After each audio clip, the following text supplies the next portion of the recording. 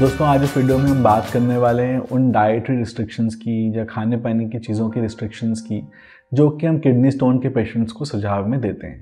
तो जब हमसे पेशेंट पूछते हैं कि सर ये स्टोन हमें बार बार नहीं बने, इसका कोई सुझाव दीजिए, तो हम एक तो उनको सबसे पहले उस स्टोन की केमिकल कॉम्पोजिशन की एनालिसिस के लिए सजेस्ट करते हैं। अगर उनके पास वो पथरी है तो इसको एक लैब में दिया जा सकता है, इसको चेक किया जा सकता है और देखा जा सकता है कि किस नमक का ये बना है, ऑक्जेलेट का है, यूरिक एसिड का है, इन्फेक्शन की वजह से है या कोई और कारण, कोई दवाइयों के कारण बना हुआ है। इसके अलावा हम कभी कभी अगर स्टोन नहीं हो पेशेंट के पास तो भी एक मेटाबॉलिक प्रोफाइलिंग करा सकते हैं, यानी कि हम देख सकते हैं कि हमारे यूरिन में कोई सब्सटेंस ज़्यादा तो नहीं निकल रहे या फिर हमारे जो ब्लड है उसमें कोई चीज़ एक्सेस में तो नहीं है जिसकी वजह से स्टोन्स बन रहे हैं।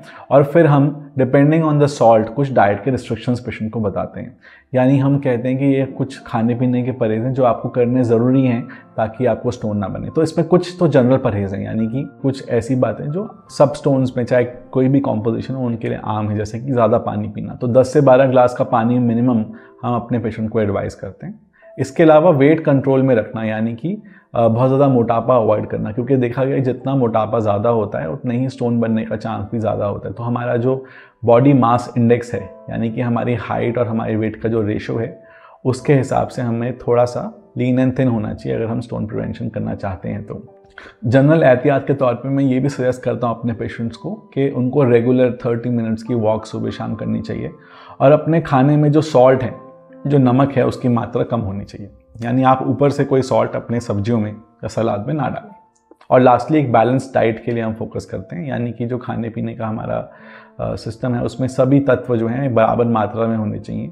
कुछ वाइटामिन मिनरल्स ये अधिक होने चाहिए ताकि हमारे स्टोन्स जो हैं कम बने।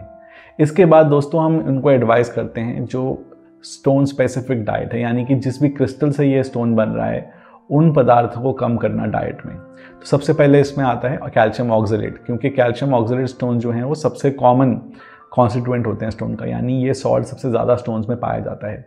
ऐसा कहा जाता है कि ऑलमोस्ट 70 से 80% तक के जो स्टोन्स हैं उनके अंदर ये कैल्शियम ऑक्जेलेट से ही बने होते हैं। और ये कैल्शियम ऑक्जेलेट दो तरह से हो सकता है, या तो ये कैल्शियम ऑक्जेलेट मोनोहाइड्रेट हो सकता है या फिर ये कैल्शियम ऑक्जेलेट डाईहाइड्रेट हो सकता है।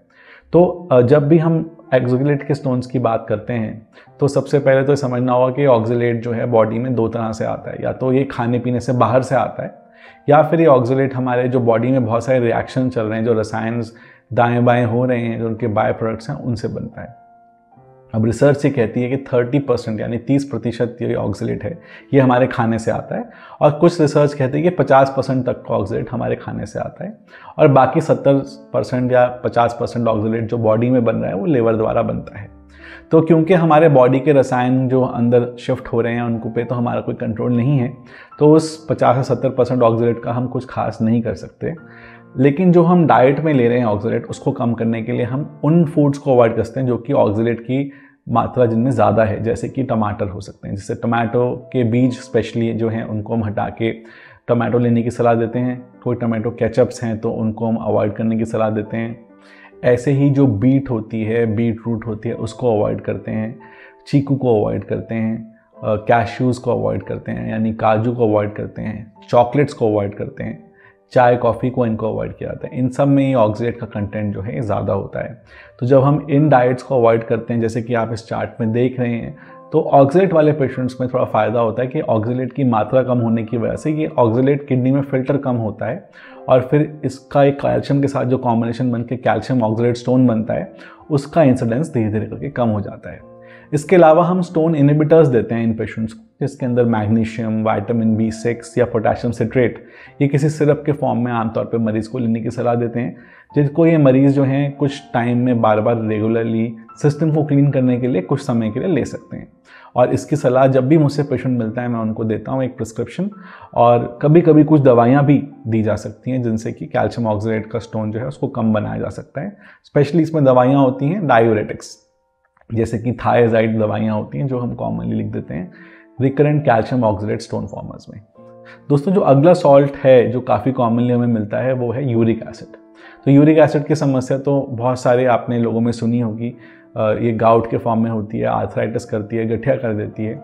इसी तरह से यूरिक एसिड अगर बॉडी में एक्सेस हो तो ये किडनी स्टोन भी बना सकता है। तो यूरिक एसिड को कम करने के लिए दो चीज़ें हैं। एक तो ये समझना होगा कि यूरिक एसिड का मेटाबॉलिज्म हमारे एंजाइम्स पर डिपेंड करता है, यानी काफ़ी कुछ इसमें हेरिडिटरी है, आपके हाथ से बाहर होता है। लेकिन अगर हम डाइट में यूरिक एसिड को कम रखें, जो कि यूजुअली प्रोटीन बेस्ड डाइट जो ज़्यादा लेते हैं उनमें यूरिक एसिड बनने का चांस ज़्यादा रहता है, तो इसमें हम नॉन वेजिटेरियन आइटम्स को कम रखते हैं, एग्स को कम रखते हैं।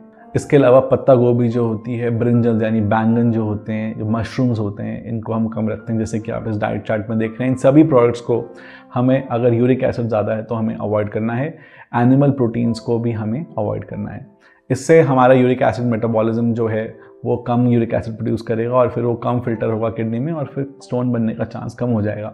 यूरिक एसिड के साथ एक और इम्पॉर्टेंट अच्छी बात यह है कि अगर यूरिक एसिड का स्टोन आपको बन भी गया है तो ये मेडिकल थेरेपी करने से, दवाइयाँ लेने से ये यूरिक एसिड के जो स्टोन्स हैं ईजिली डिजॉल्व हो सकते हैं। और पहचानते कैसे हैं कि यूरिक एसिड का स्टोन है?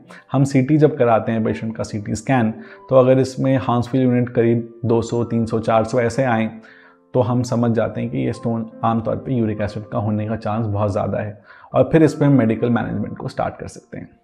लास्टली दोस्तों, जो स्टोन मैं चाहूँगा डिस्कस करना वो है इन्फेक्शन स्टोन यानी स्ट्रूवाइड स्टोन। अब जो इन्फेक्शन स्टोन्स हैं इनका बहुत ज़्यादा चांस होता है बनने का बार बार, अगर स्पेसिफिकली कोई ऐसे पार्ट हो बॉडी में, किडनी में, जैसे कि कोई स्टेंट पड़ा हो या कोई ब्लॉकेज हो किडनी में या पूरे पेशाब के रास्ते में कोई ब्लॉकेज हो, तो ऐसे पेशेंट्स में इन्फेक्शन पनपना और फिर इन्फेक्शन से स्टोन बनना ये बहुत कॉमन हो जाता है और इसमें बनते हैं ये स्ट्रूवाइड या इन्फेक्शन स्टोन्स। सबसे इंपॉर्टेंट बात जो स्ट्रूवाइड इन्फेक्शन स्टोन में समझने की है कि इसमें हम, जैसे बाकी सब स्टोन्स में हम यूरिन को एल्कलाइज करते हैं यानी कि पोटेशियम सिट्रेट का इस्तेमाल करते हैं, इसमें एल्कलाइज करने से ही आमतौर पे स्टोन्स जो हैं और ज़्यादा बनने लगते हैं। तो इसलिए ज़रूरी होता है जानना कॉम्पोजिशन क्या है और हम फिर ऐसे में यूरिन को एसिडिफाई करते हैं विटामिन सी की मात्रा बढ़ा के, जो कि एस्कॉर्बिक एसिड है उसके द्वारा।